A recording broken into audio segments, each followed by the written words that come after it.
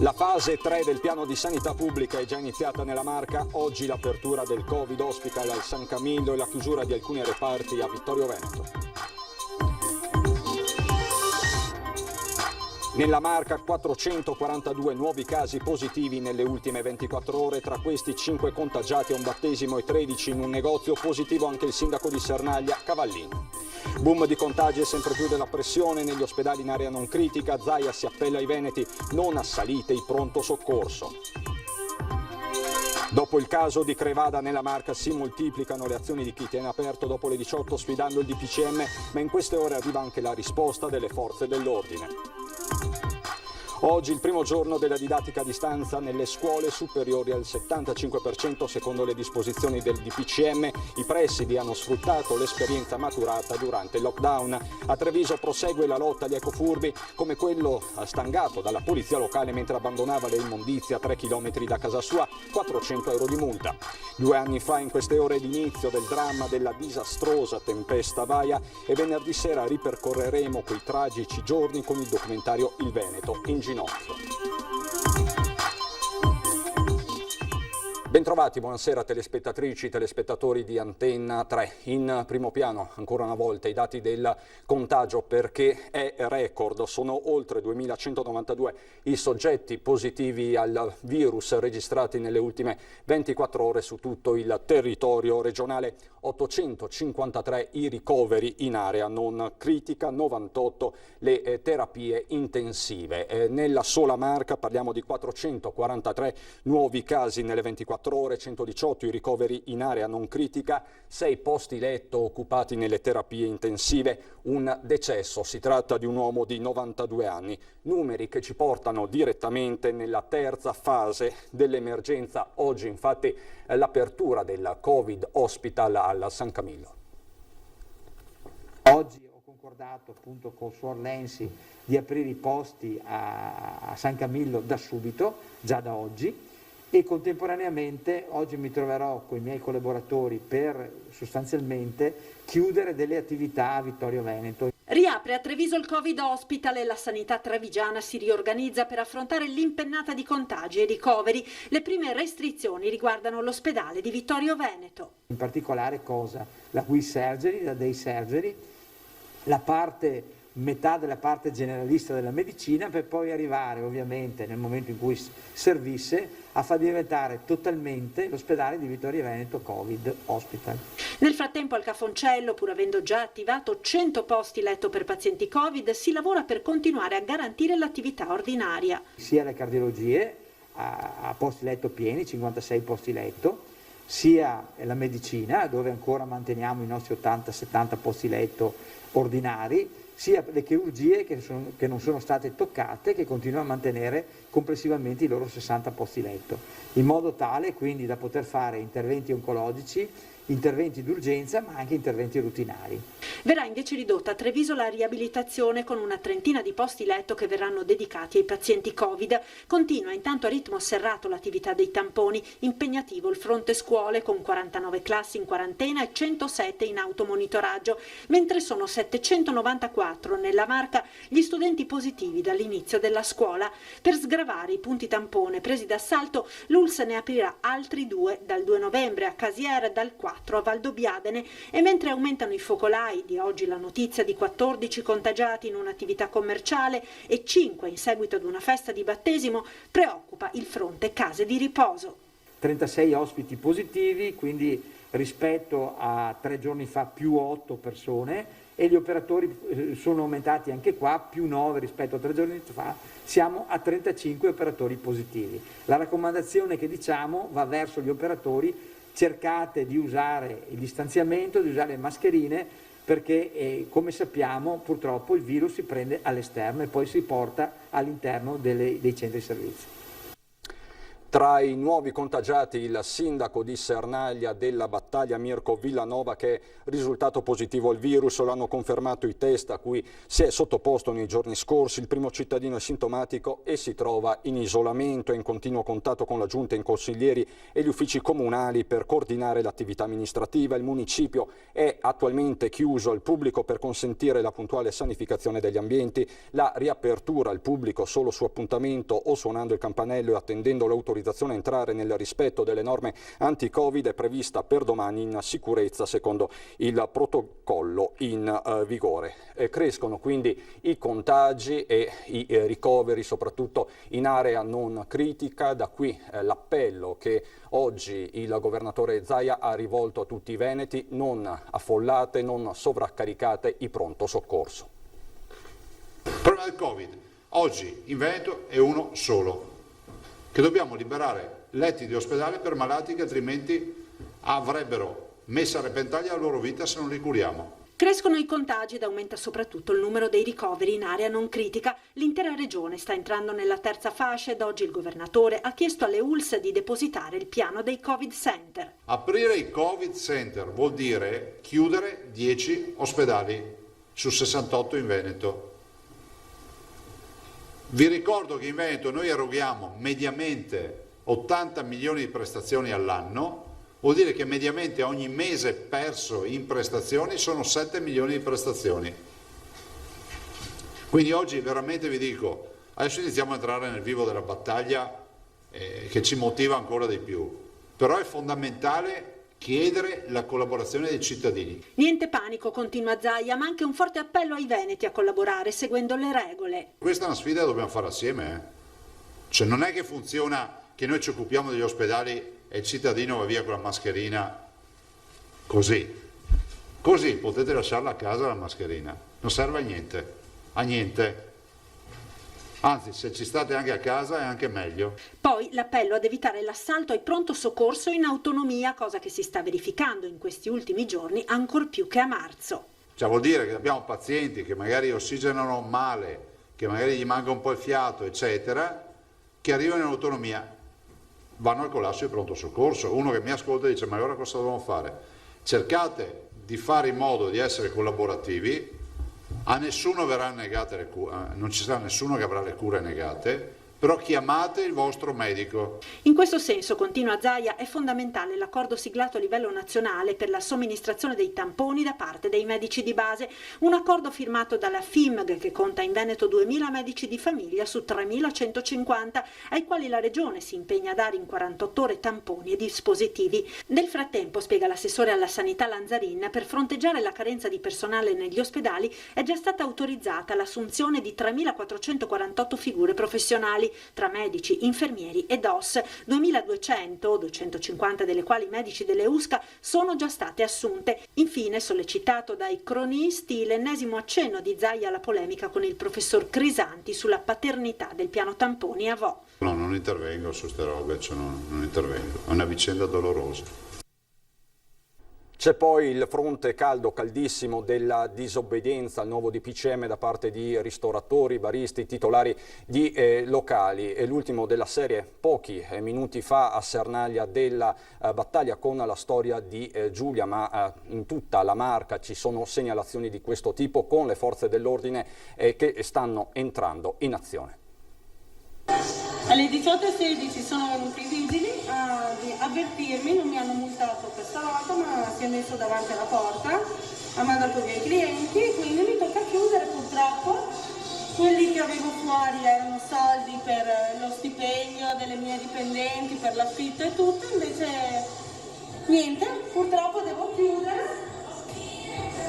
E questa sera va bene così. Questo l'epilogo poco dopo le 6 di sera nel cuore di Sernaglia. A raccontarlo è la stessa Giulia, titolare da 3 anni del bar Ombre Rosse. Nessuna multa, solo l'intimazione di chiudere arrivata dal vigile urbano. Poco prima erano passati anche i carabinieri a schierarsi con Giulia anche alcuni clienti del locale.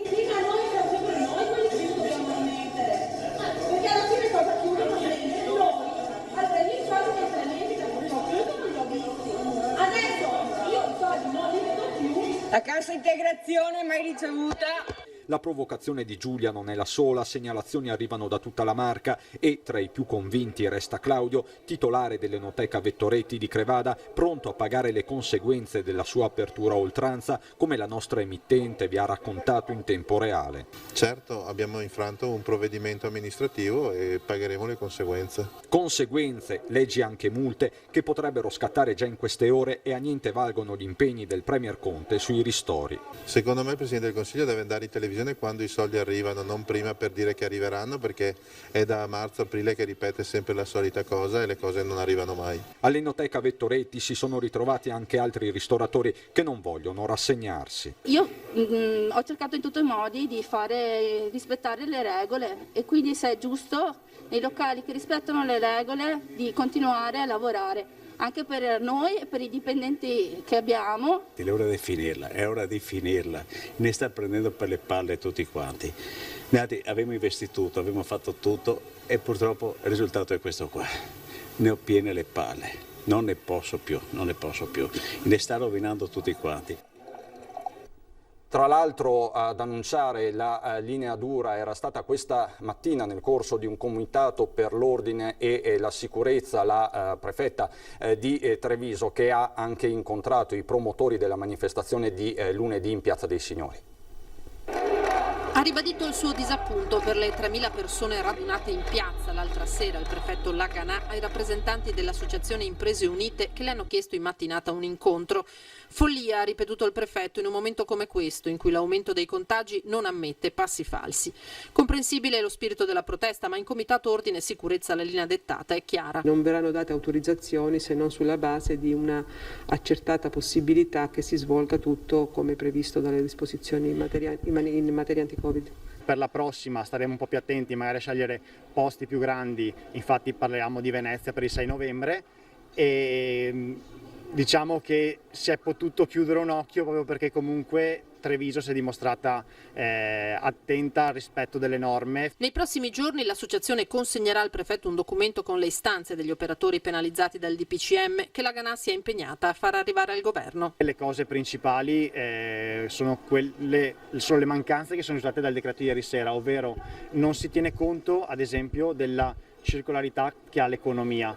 Poi un'altra cosa che abbiamo chiesto ad esempio è di modificare lo scaglione per il quale è previsto il credito d'imposta sugli affitti. Poi ovviamente andiamo a parlare di cose molto care a noi, ovvero la cassa integrazione. Dopodiché bisogna assolutamente ribloccare le cartelle di Equitalia che sono state sbloccate al 15 ottobre. Prefetto consapevole della crescente tensione sociale anche nella Marca. Sicuramente c'è una tensione, c'è un disagio crescente perché oggettivamente è un anno che comunque ha portato ingenti perdite per tanti operatori, quindi noi ci auguriamo che non aumenti. È importante che arrivino queste risposte, come sembra appunto stiano arrivando dal governo, quindi si sia una prima possibilità di intravedere anche come affrontare le difficoltà. Infine il commento alla provocazione del barista di Crevada che ha tenuto aperto il locale dopo le 18. Mi auguro duri per il tempo che è stato, un segnale che si è voluto dare. È chiaro che se dovessero permanere in questa apertura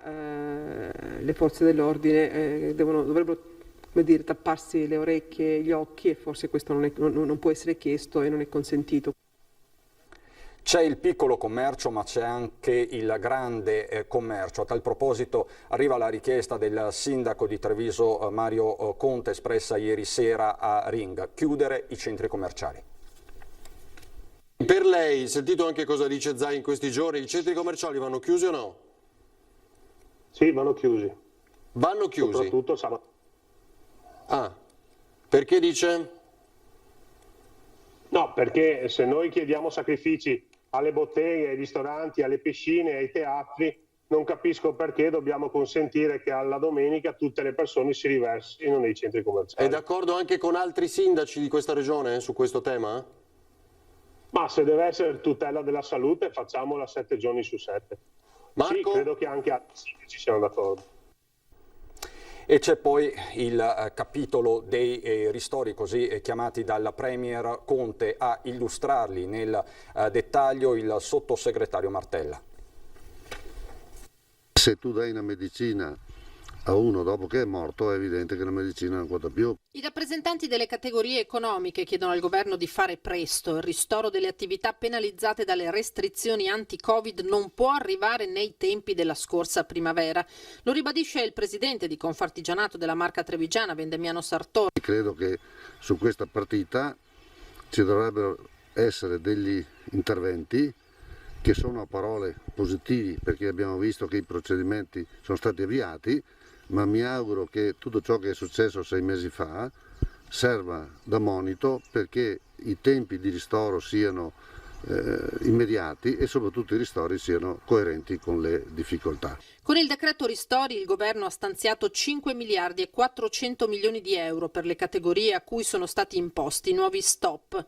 È importante dire che l'erogazione di queste somme avverrà entro il 15 di novembre e che avverrà direttamente su conto corrente da parte di coloro che ne faranno domanda e di quelli che ne avevano fatto domanda in precedenza con un bonifico dell'Agenzia delle Entrate. L'importo del beneficio varierà dal 100% al 400% di quanto previsto in funzione del settore e di attività dell'esercizio. E poi le indennità previste per il mondo dello spettacolo e del mondo sportivo, provvedimenti che dovrebbero compensare almeno parzialmente le perdite che stanno scatenando una crescente tensione sociale. Proteste pacifiche che aiutano poi a costruire un confronto e a produrre anche dei provvedimenti migliori, sapendo che tutti in questo momento dobbiamo farci carico di uno sforzo, sono proteste che io penso che debbano essere ascoltate e che infatti noi in queste ore abbiamo ascoltato. Ma a stroncare l'operato del governo sono anche gli industriali trevigiani. C'è proprio una mancanza di visione di questo paese ed è quello che preoccupa di più, perché al di là delle chiusure di singole categorie, l'importante sarebbe anche capire quali sono i ratio, quali sono i criteri con le quali certe decisioni sono state prese. Questo rischia di gettare nella disperazione non solo imprenditori ma anche tutti i lavoratori che poi partecipano all'interno di interi settori. Parla di mancanza di visione la leader degli industriali trevigiani riferendosi all'azione dell'esecutivo Conte, e la questione non riguarda solo e soltanto l'ultimo DPCM ma l'intera gestione della pandemia. Piovesana porta un esempio su tutti. Noi riteniamo che oggi per esempio il non aver per tempo risolto il problema del trasporto pubblico sia uno dei grandi problemi. La stroncatura arriva nel giorno in cui Assindustria Veneto Centro ha presentato le azioni a sostegno della sanità territoriale sul fronte della lotta al Covid, 1.400.000 euro di donazioni per l'acquisto di ventilatori ed ecografi, screening diagnostici e contributi alla ricerca. Imprenditori quindi in prima linea, in particolare quel manifatturiero che va avanti nonostante tutto. Se c'è una speranza oggi per il Paese in termini lavorativi è proprio rappresentato dalle industrie, le quali sono riuscite nel terzo trimestre, e a onor del vero oggi c'è un rallentamento, ma comunque sono riuscite a riprendere un numero importante di ordini, e perciò oggi abbiamo su tanti settori un buon ritmo di lavoro, e questo insomma è estremamente positivo. A questo punto soltanto uno resta lo scenario da evitare. Noi ci auguriamo che non capiti mai più un lockdown come quello che abbiamo vissuto in primavera. C'è poi il fronte della scuola, oggi primo giorno di didattica a distanza. La didattica a distanza è iniziata. A dare il benvenuto agli alunni per una lezione di matematica è la preside del liceo classico Canova, Maria Rita Ventura. È l'avvio, quindi dovete, come dire, utilizzare tutto il vostro entusiasmo per avviare bene la cosa. Tutto è cambiato nel giro di pochi giorni. Le aule sono diventate virtuali, le lezioni, le voci degli studenti, i libri e i compiti pure. Uno stravolgimento completo che ha trasformato la realtà in realtà virtuale e aumentata. Una didattica già collaudata da efficienti docenti in primavera. Da scuola è la prima volta e sta andando bene, devo dire sta andando bene. Le aule ovviamente erano già tutte attrezzate, abbiamo fin da quest'estate insomma acquistato una piattaforma specifica per lo svolgimento delle lezioni. Per avere una connessione stabile in questi giorni verrà finito il lavoro di potenziamento iniziato a fine luglio nella rete. Alcuni professori potranno talvolta svolgere le lezioni dalla propria abitazione. Quelli che hanno interamente le classi da casa in questo momento fanno lezione da casa, mentre quelli che hanno alcune classi in presenza, altre a distanza, lo stanno facendo in presenza. Anche al liceo Duca degli Abruzzi il bilancio è positivo. Il 75% degli studenti è riuscito a partecipare alle lezioni online. Nel liceo più numeroso della provincia la presenza è comunque consistente. Sono 1996 studenti e dire 75% e 25% in presenza vuol dire dei pacchetti di 500 studenti. La DAD non deve essere vista come un ostacolo per la dottoressa Piva. È chiaro che la scuola viva e vera è quella della presenza, però non è detto che la didattica digitale sia sempre distante, cioè sta a noi creare dei ponti di vicinanza anche mediante il digitale. La cronaca ora ci porta a Castelfranco. Con un lungo tubo di ferro al quale aveva attaccato un leverino da carpentiere ha forzato la porta della birreria Hot & Cold di Castelfranco, ha rovesciato il registratore di cassa raffando qualche decina di euro. Mentre stava per scappare è stato intercettato da una pattuglia dei carabinieri impegnata in un servizio di controllo. Ne è nato un lungo inseguimento nel corso del quale il ladro ha tentato anche di speronare l'auto dei militari. La fuga si è interrotta a Salvarosa quando l'uomo è stato bloccato ed arrestato. Si tratta di un 44enne di Spresiano, già noto alle forze dell'ordine per furti in abitazione ed esercizi commerciali. Dopo il processo per direttissima il giudice ha disposto gli arresti domiciliari. E quella di oggi è stata una giornata di intenso lavoro per i carabinieri, impegnati in una serie di controlli tra Treviso, Castelfranco e Montebelluna, con numerosi posti di blocco e l'ausilio dell'elicottero. 137 le persone controllate, 93 le vetture. I controlli proseguiranno anche nei prossimi giorni. Continua la lotta contro gli ecofurbi da parte della Polizia Locale di Treviso. Nella giornata di ieri gli agenti sono riusciti a intercettare un cittadino che aveva da poco abbandonato un sacchetto, sanzionandolo con 400 euro di multa. Le varie segnalazioni ricevute per la presenza di sacchetti in via Fagarea hanno portato gli agenti a intensificare i controlli in quella via con servizi anche in borghese. Intanto il comando ha acquistato 4 telecamere mobili di ultimissima generazione che saranno installate nei prossimi giorni proprio nei luoghi più sensibili. Adesso per noi c'è la pubblicità. A dopo.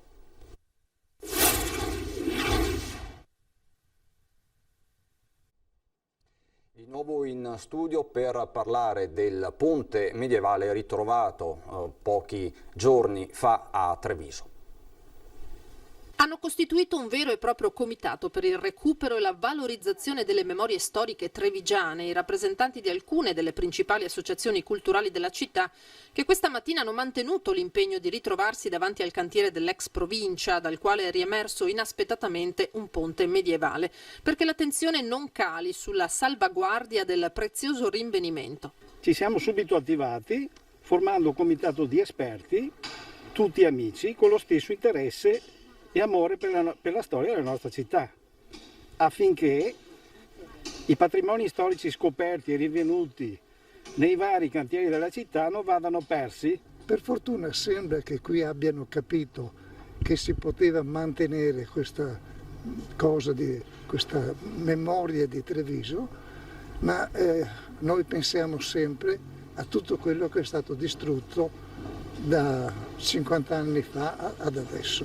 Sentinelle di un patrimonio troppo spesso occultato, dicono. Le rassicurazioni del sindaco Conte, che ha garantito il recupero e la fruibilità del manufatto, sono state accolte positivamente, ma il comitato vigilerà. Sicuramente quello che mi aspetto, o ci aspettiamo più propriamente, è quello di rendere visibili i resti che sono stati trovati e renderli soprattutto fruibili, non come in tante altre occasioni che è stato tutto distrutto e praticamente reso invisibile. Sarebbe auspicabile che ci potesse essere un incontro per spiegare quali sono stati i reperti che sono stati rinvenuti. Oltretutto 2/3 dei reperti sono già stati asportati per la realizzazione degli interrati, quindi ottenere un incontro pubblico potrebbe essere una grande opportunità per tutti. Andiamo adesso a Belluno.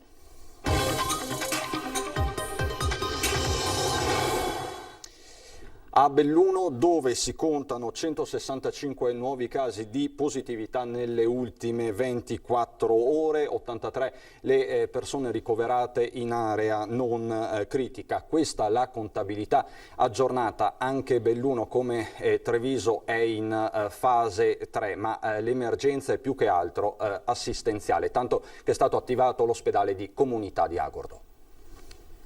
Abbiamo aperto anche 4 posti letto con le caratteristiche della bassa intensità di cura presso l'ospedale di Agordo, ovviamente per ampliare la disponibilità nel territorio per malati appunto con questa caratteristica di bassa intensità di malattia. L'ospedale di Comunità di Agordo va così ad aggiungersi a quelli di Alano di Piave e di Feltre al padiglione Gaggia. Questa è la mappa aggiornata dell'assistenza nel territorio dell'Ulsuno Dolomiti, dove è scattata la fase 3 del piano regionale di sanità pubblica per quanto riguarda le degenze di bassa e media intensità. Ancora sotto controllo, va detto, le terapie intensive. Il nodo in questi giorni tra le Dolomiti è proprio questo, la gestione di casi non gravi ma che incidono sull'assistenza ospedaliera, spesso anziani che non possono essere seguiti a domicilio o nelle case di riposo. Chiaro che nel bellunese, visto il territorio ampio e l'alto indice di vecchiaia, la questione sia prioritaria.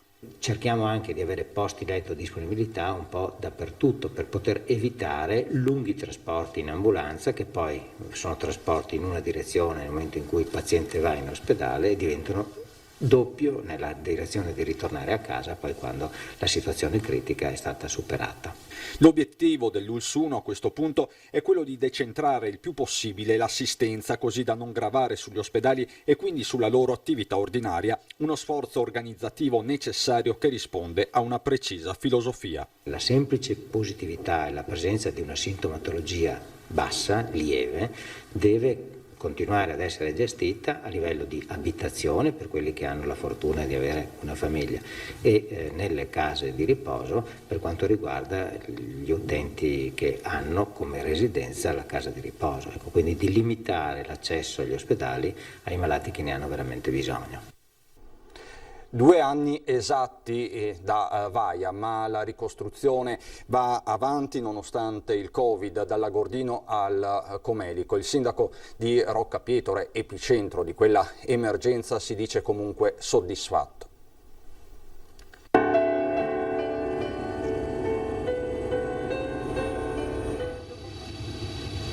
Sono passati 2 anni. Molti lavori sono stati fatti, tantissimi cantieri in corso d'opera. Il 2020 è stato importante per vedere davvero una serie di lavori andare avanti. Nemmeno il Covid ha fermato la ricostruzione post-Vaia e a 2 anni dalla tempesta che ha distrutto la montagna il bilancio è positivo anche a Roccapietore, epicentro della devastazione, dove si guarda alle prossime opere. Il 2021 sarà ancora più importante, abbiamo il lago di Alleghe, abbiamo i serrari di Sottoguda, abbiamo tutta la viabilità, abbiamo i ponti da sistemare, gli argini, le briglie e la viabilità silvopastorale e la viabilità comunale. Ce n'è davvero per tutti. Di risposta all'altezza parla lo stesso governatore Luca Zaia nelle vesti di commissario, 682 milioni già impegnati, 931 cantieri ultimati o in corso, altri 480 nei prossimi mesi. In particolare, sottolinea Zaia, l'85% del legname abbattuto è stato venduto, la metà portato via fisicamente. E attorno alla risorsa legno ruota il progetto Casa Armonica portato avanti in Comelico da diversi enti e la CGIL, con l'obiettivo di costruire una filiera incentrata sul legno di risonanza per la costruzione di strumenti musicali. Proprio questo elemento naturale che ha piegato non solo il bosco ma ha piegato anche gli uomini è un elemento che permette all'uomo di riflettere e di cambiare direzione. Suoni di rinascita quindi, note di speranza.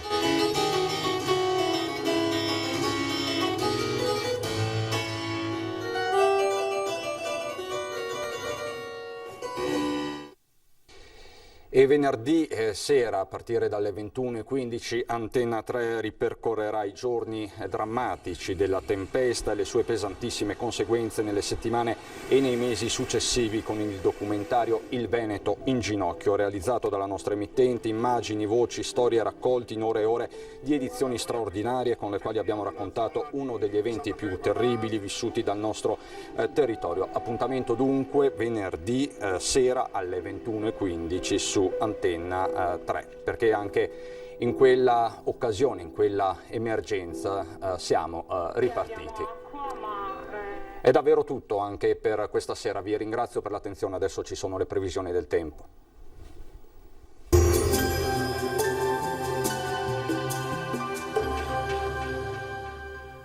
Società Agricola Torresan. Dai nostri animali nati e allevati nel cuore del Montello produciamo solo carni e salumi genuini. Nuova apertura a Ponzano Veneto. Benvenuti al meteo. L'alta pressione torna a prendere possesso dell'Italia, ecco che anche al nord-est avremo una fase di tempo stabile. Vediamo il dettaglio di giovedì 29 ottobre. Sul Veneto possibili foschie o nebbie sparse in pianura e nelle valli durante le ore più fredde della giornata, in diradamento però col passare delle ore. Ampio soleggiamento a seguire con cielo al massimo poco nuvoloso. Temperature oltre la media del periodo, minime fino a 10 gradi, massime invece tra i 16 e i 17 gradi all'incirca. Ci spostiamo ora sul Friuli Venezia Giulia, anche qui inizialmente locali nubi basse, dal pomeriggio decisamente più sole, non sono previste piogge degne di nota. Temperature minime tra 8 e 11 gradi, massime oscillanti invece tra i 16 e i 17 gradi. Infine uno sguardo alla situazione del Trentino Alto Adige, addensamenti sui settori alpini di confine, soleggiato invece altrove. Temperature minime sugli 8-9 gradi, massime invece sui 16-17 all'incirca. Dal meteo di Antenna 3 per ora è tutto, arrivederci al prossimo aggiornamento.